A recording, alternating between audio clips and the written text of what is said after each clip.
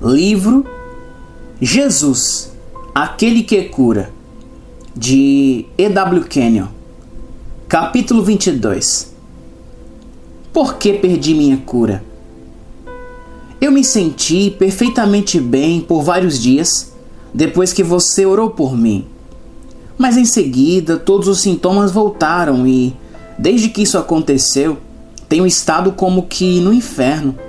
Você pode me dizer qual é a razão para isso? Sim, é muito simples. Você recebeu a cura por meio da fé de outra pessoa.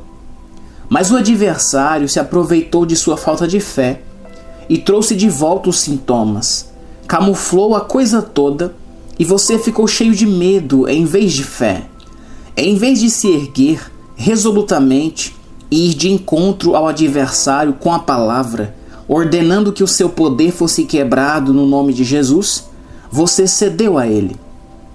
E por que você cedeu? Porque não tinha nenhum fundamento em sua vida. Você é como o homem que construiu a sua casa sobre a areia.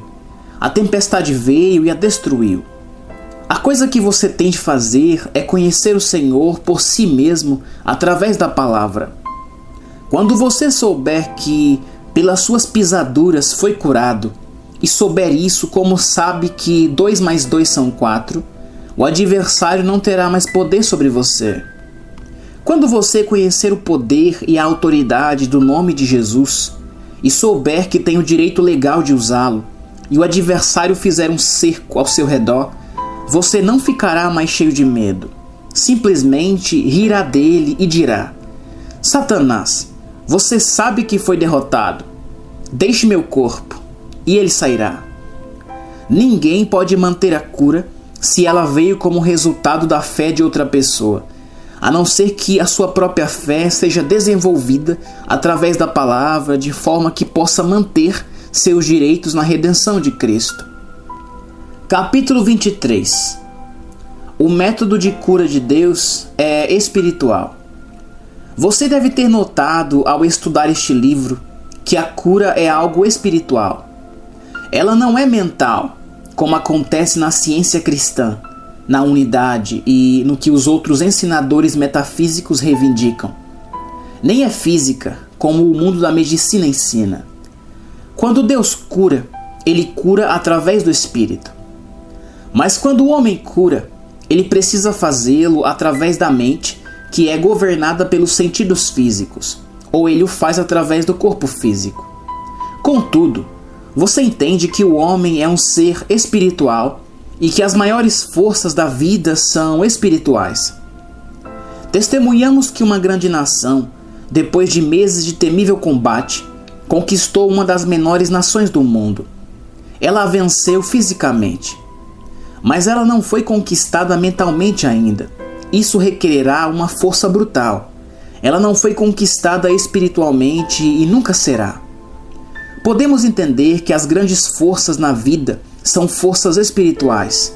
Amor, ódio, medo, fé, alegria, tristeza, todos provêm do Espírito.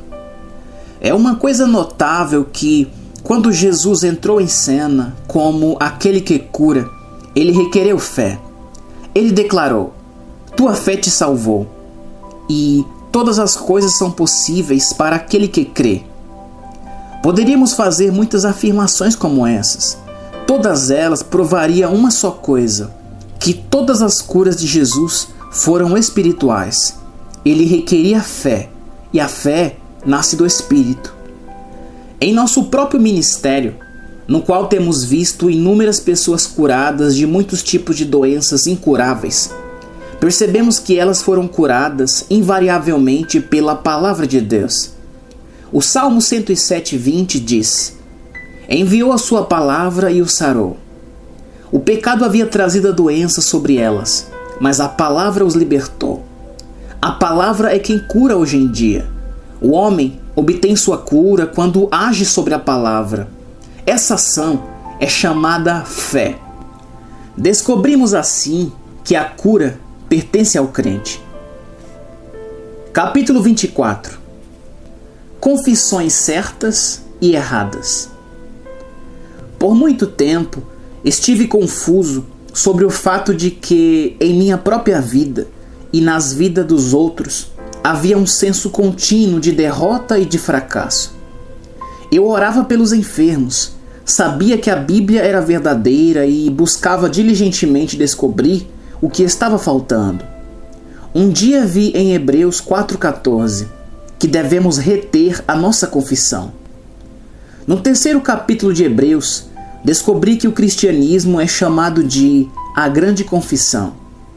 Perguntei-me então, qual confissão devo reter? Devo reter a minha confissão da integridade absoluta da palavra. Devo reter a confissão da obra redentora de Cristo. Devo reter a minha confissão da nova criação, de ter recebido a vida e a natureza de Deus. Devo reter a confissão de que Deus é a força da minha vida. Devo reter a confissão de que certamente Ele tomou sobre si as minhas enfermidades e as minhas dores levou sobre si, e pelas suas pisaduras fui sarado. Descobri ser muito difícil reter a confissão da perfeita cura quando sentia dor em meu corpo. Fiz a descoberta de que estava fazendo duas confissões. Estava confessando a absoluta autenticidade da palavra de Deus e ao mesmo tempo estava fazendo uma confissão de que não estava curado. Se você me perguntasse, o Senhor crê que pelas pisaduras de Jesus foi curado? Eu teria dito, sim, Senhor, eu creio. Mas no momento seguinte eu teria dito, mas a dor ainda está aí. A segunda confissão anulou a primeira. Na realidade, eu tinha duas confissões.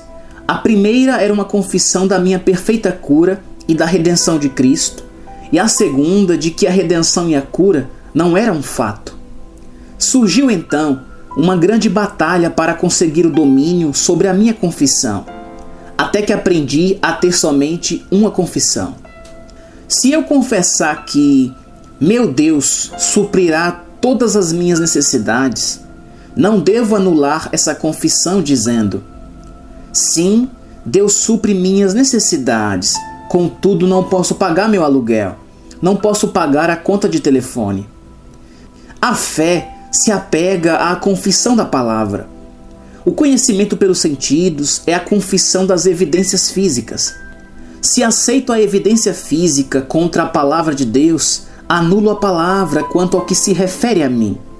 Porém, eu escolho me apegar à minha confissão de que a palavra de Deus é verdadeira, de que pelas suas pisaduras fui curado, de que de fato meu Deus supre as minhas necessidades. Eu retenho essa confissão em face às aparentes contradições, e ele é compelido a confirmá-la. Muitos crentes falharam quando as coisas ficaram difíceis, porque perderam a sua confissão. Enquanto o sol estava brilhando, suas confissões eram vigorosas, fortes e claras.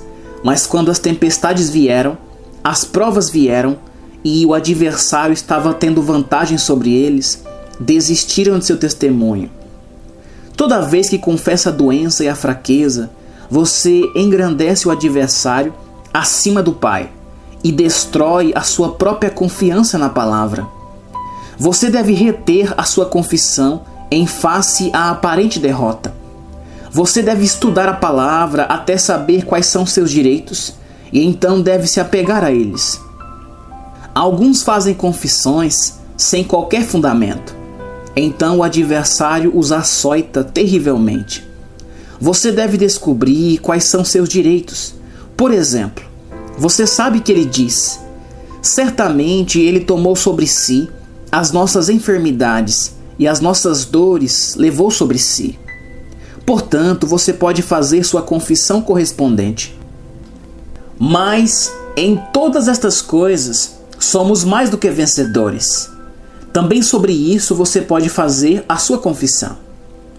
Maior é aquele que está em mim do que aquele que está no mundo. Você pode fazer também a sua confissão aqui.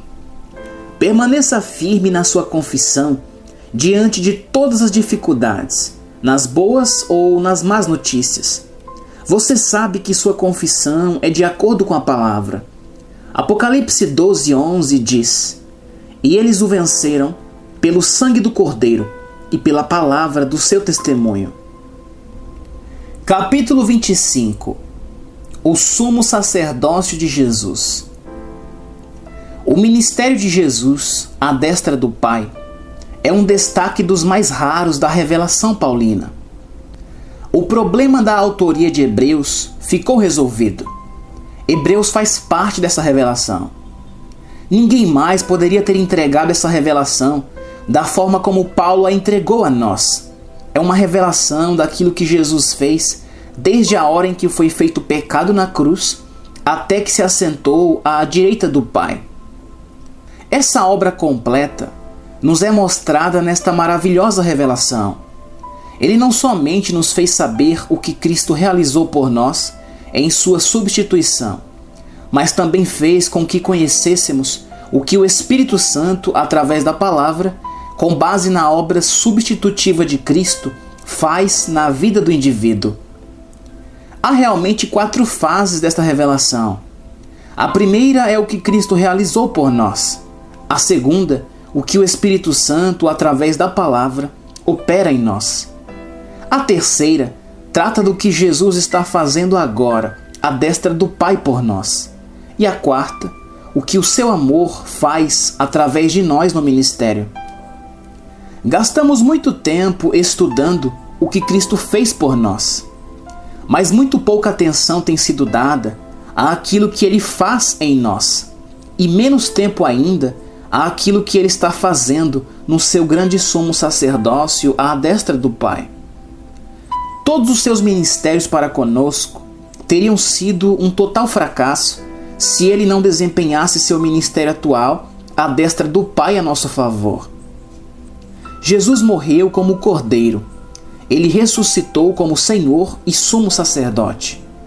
Seu primeiro ministério, depois que ressurgiu dentre os mortos, está ilustrado em João 20, do 15 ao 18. Jesus encontrou-se com Maria depois da ressurreição.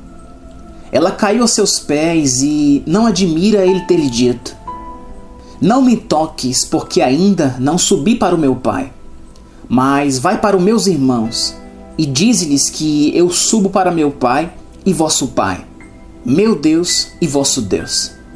O que ele quis dizer com isso? Que ele morreu como o Cordeiro substitutivo, mas ressurgiu como Senhor e sumo sacerdote. Hebreus 2,17 diz: "Por isso mesmo convinha que, em todas as coisas, se tornasse semelhante aos irmãos, para ser misericordioso e fiel sumo sacerdote nas coisas referentes a Deus e para fazer propiciação pelos pecados do povo." Ele é um sumo sacerdote misericordioso e fiel, não nas coisas referentes ao homem, mas nas coisas referentes a Deus.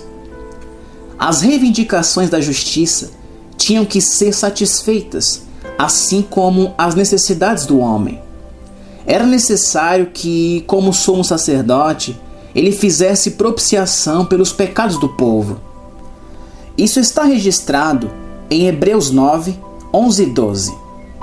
Mas vindo Cristo, o sumo sacerdote dos bens futuros, por um maior e mais perfeito tabernáculo, não feito por mãos, isto é, não desta criação, nem por sangue de bodes e bezerros, mas por seu próprio sangue, entrou uma vez no santuário, havendo efetuado uma eterna redenção. Vindo Cristo, de onde ele veio? Do lugar para onde ele tinha ido como substituto, quando havia satisfeito as reivindicações da justiça, onde havia satisfeito as exigências da Suprema Corte do Universo contra a humanidade rebelde. Ele tinha de levar o seu sangue para o Santo do Santo Celestial e selar o documento da nossa redenção com ele. Seu sangue é que garante agora a integridade da nossa redenção. Assim como o sumo sacerdote, sob a primeira aliança, levava o sangue para o Santo dos Santos uma vez por ano e fazia uma expiação anual, Jesus levou seu próprio sangue para lá e realizou uma eterna redenção de uma vez por todas. A expiação simplesmente significava cobrir o pecado de Israel, enquanto os pecados eram levados para longe pelo bode expiatório. A natureza de pecado no homem, que fez com que ele quebrasse a lei. Não quero dizer o ato, mas a causa do ato, que se opunha a Deus e tinha que ser coberta. Então Jesus veio e aniquilou essa natureza pelo sacrifício de si mesmo. Em Hebreus 9:26 temos: mas agora, na consumação dos séculos, uma vez se manifestou para aniquilar o pecado pelo sacrifício de si mesmo. Não eram os pecados que o homem tinha cometido, mas era a natureza pecaminosa que tinha de ser aniquilada. Essa natureza pecaminosa era a morte espiritual, a natureza de Satanás. Os pecados do homem eram coisas pequenas, que podiam ser apagadas, mas essa natureza pecaminosa exigia que o próprio Filho amado de Deus se tornasse pecado para que pudéssemos nos tornar a justiça de Deus nele. Ele tomou nosso pecado para que pudéssemos nos tornar justos. Ele tomou nossa morte espiritual para que pudéssemos ter a vida eterna. Ele tomou nosso ostracismo, nossa natureza fora da lei, para que pudéssemos tomar o lugar de filhos com o Pai. A incomensurável graça de Deus que foi desvendada no sacrifício de Jesus. Ele carregou seu próprio sangue para o Santo dos Santos celestial e, em vez de fazer uma expiação anual, nos deu uma redenção eterna.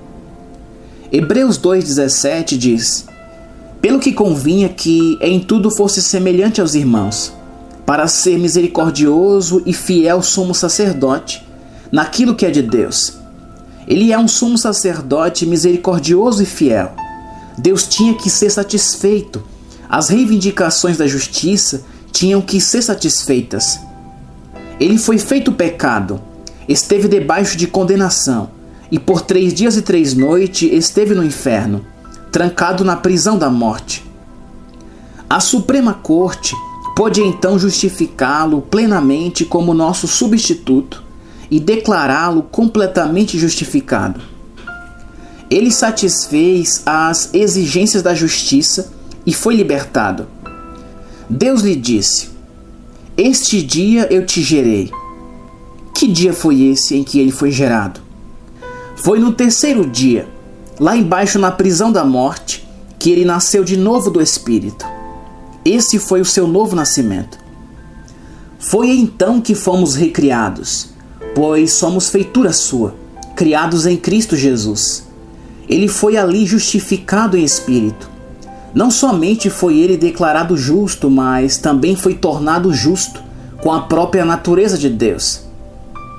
Agora, tendo sido tornado justo, tendo vencido Satanás, despojando-o de sua autoridade e ressurgindo dos mortos, a Suprema Corte do Universo colocou o selo de aprovação sobre a sua obra a nosso favor. Então ele pôde ir para o Santo dos Santos celestial e se assentar à destra da majestade no alto. Ele foi feito propiciação pelos nossos pecados. Essa palavra propiciação significa substituição.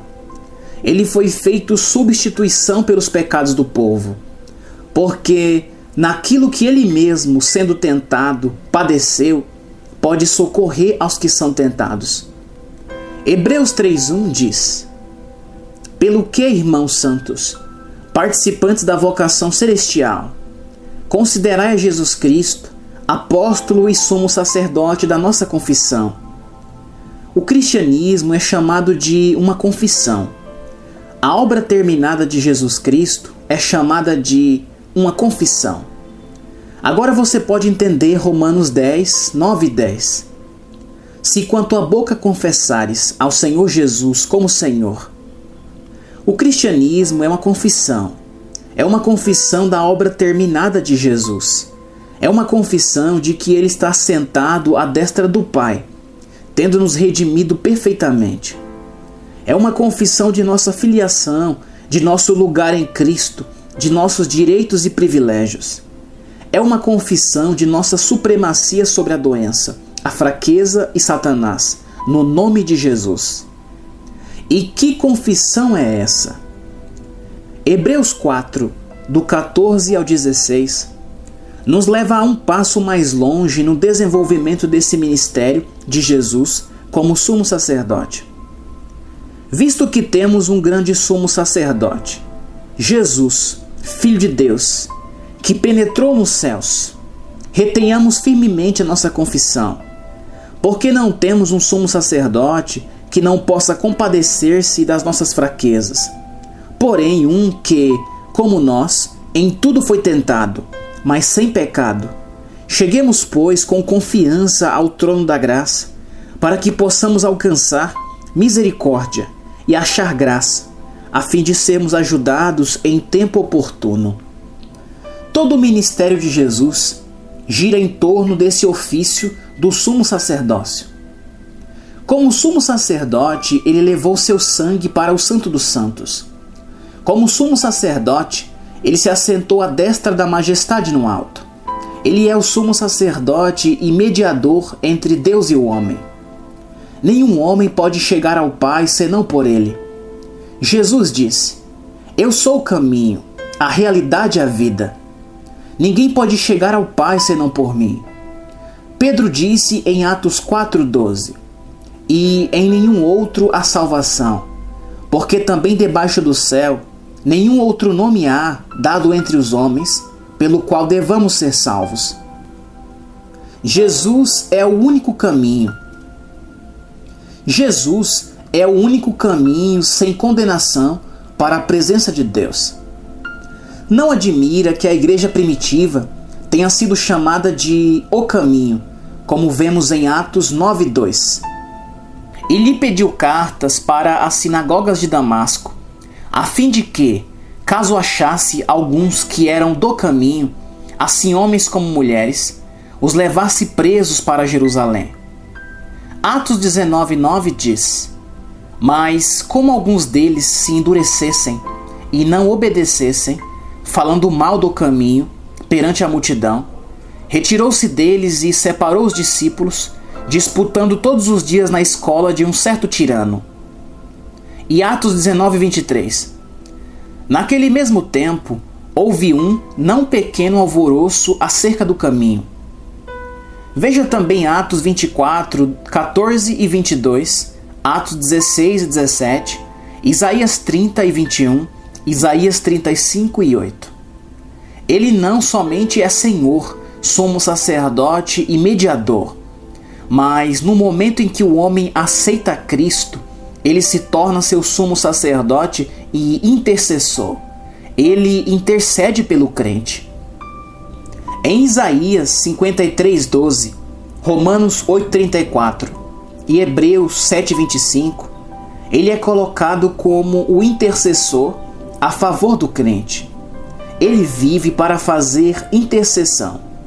Que ministério, que serviço! Ele não tem oportunidade de ter férias. Ele não tem oportunidade de desistir sequer por um momento. Ninguém mais pode agir como sumo sacerdote, mediador e intercessor. Ele tem outro ministério importante. Ele é o advogado.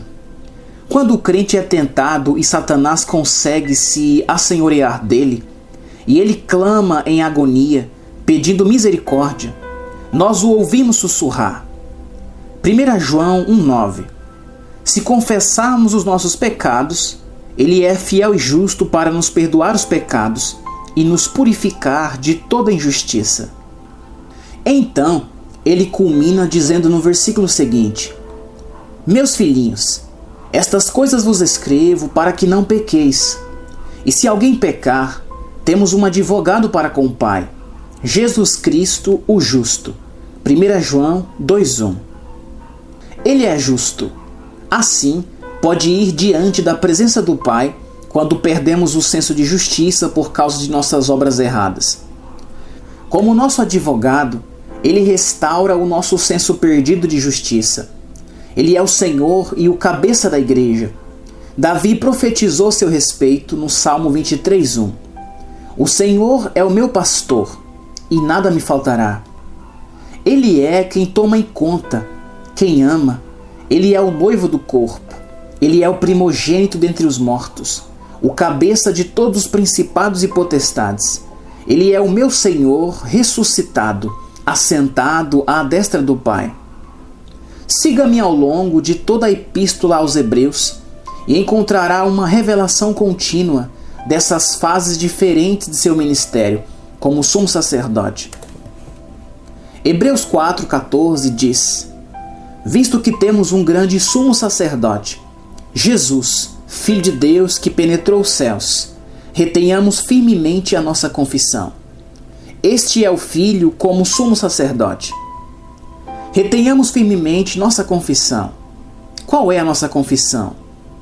É a de nossa redenção, nossa recriação, nossa união com o Pai em Cristo, nossa vitória sobre as circunstâncias, demônios e doenças, nossa independência em Cristo da lei natural.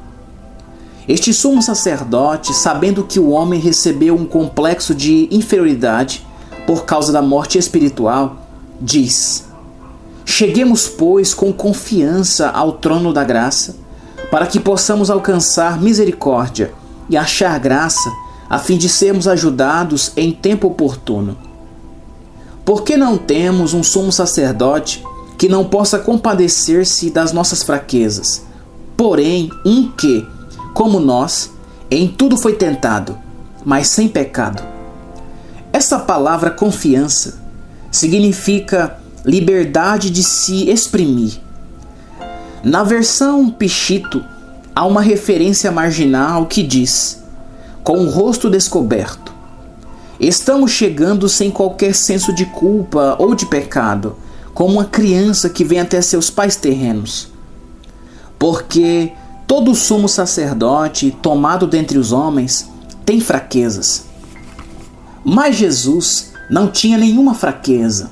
Ele não tinha nenhuma, senão a que assumiu de nós. Ele não veio da semente de Levi, não estava no sacerdócio por nascimento, mas ele é sacerdote segundo uma ordem provinda de Deus. Jurou o Senhor e não se arrependerá. Tu és sacerdote eternamente.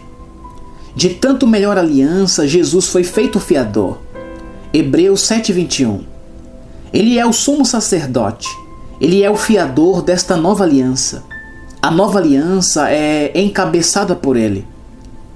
Ele era o sacrifício da aliança. Seu sangue era o sangue da aliança. Sua vida era a vida da aliança. Agora, ele é o fiador dessa aliança. Toda a Bíblia, desde Mateus até Apocalipse, é sustentada pelo próprio Senhor Jesus. Seu próprio trono está por trás de toda a palavra. Assim como Deus se tornou fiador da aliança abraâmica, Jesus agora se torna o fiador desta nova aliança. Ele pode ser, porque permanece para sempre.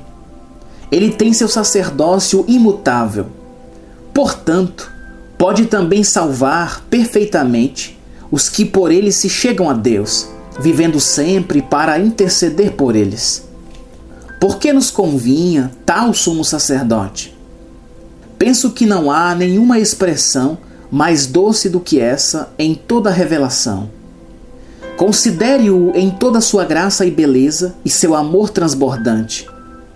Convinha-nos tal sumo sacerdote. Somos novas criações. Estamos no amado. Somos as coisas mais doces e belas que o Pai possui. Somos membros de seu próprio corpo. Isso é o que Cristo diz no versículo 27. Primeiramente por seus próprios pecados e depois pelos do povo, porque isso fez ele de uma vez por todas, quando se ofereceu a si mesmo. Tradição literal. Ele foi feito pecado por nós. Ele fez um sacrifício pelos pecados para sempre.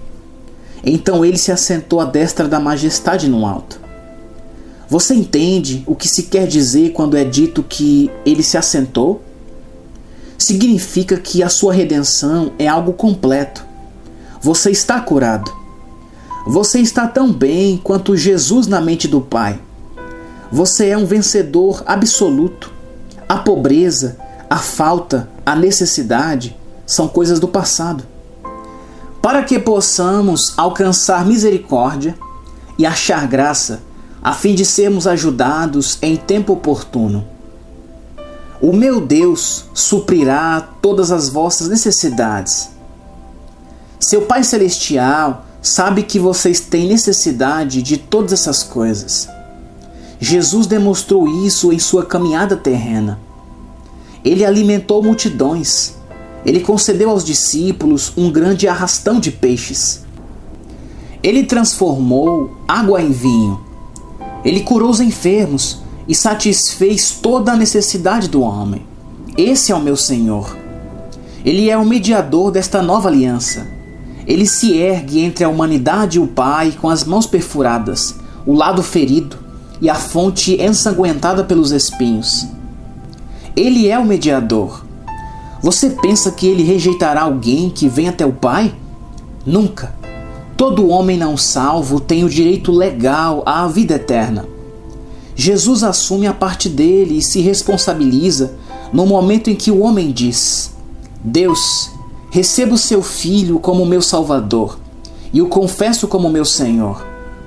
O ministério sumo sacerdotal de Jesus satisfaz toda a necessidade do crente, desde o momento em que ele nasce de novo até ser conduzido à presença do Pai no final da vida.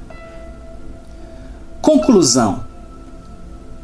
Você acaba de ler este livro. Contudo, ele não lhe fará nenhum bem, a não ser que você tenha decidido agir acerca das passagens bíblicas citadas. As promessas relacionadas à situação em que você enfrenta não serão de nenhuma valia até que você haja sobre elas. Crer é agir sobre a palavra. Fé é resultado de ação. Não poderá haver nenhuma cura, nenhuma libertação, nenhuma vitória, até que você haja sobre a palavra. Você pode pedir que outros hajam por você. Eles lhe darão alívio temporário, mas o que você precisa é aprender a agir por si mesmo. Valeria a pena você conseguir o nosso livro e curso de estudo bíblico, a Bíblia à luz da nossa redenção, e começasse a reconhecer a palavra. Várias pessoas pediram que incluíssemos neste livro testemunhos das curas milagrosas que foram vistas em nosso ministério, mas não consideramos que isso fosse sábio. Nosso propósito em imprimir este livro era de que as pessoas pudessem ver a sua libertação em Cristo da opressão e da doença, que pudessem ver a sua redenção completa que já foi comprada para elas. Sentimos que, se elas fossem ler acerca das manifestações físicas nas vidas dos outros, inconscientemente olharia para a cura da outra pessoa e não veria a sua própria libertação como já realizada. Por isso estamos deixando esta mensagem no livro, para que ela seja apenas uma declaração da palavra de Deus acerca de nossos direitos e privilégios em Cristo. Queremos que você creia e haja segundo a palavra para receber a sua cura.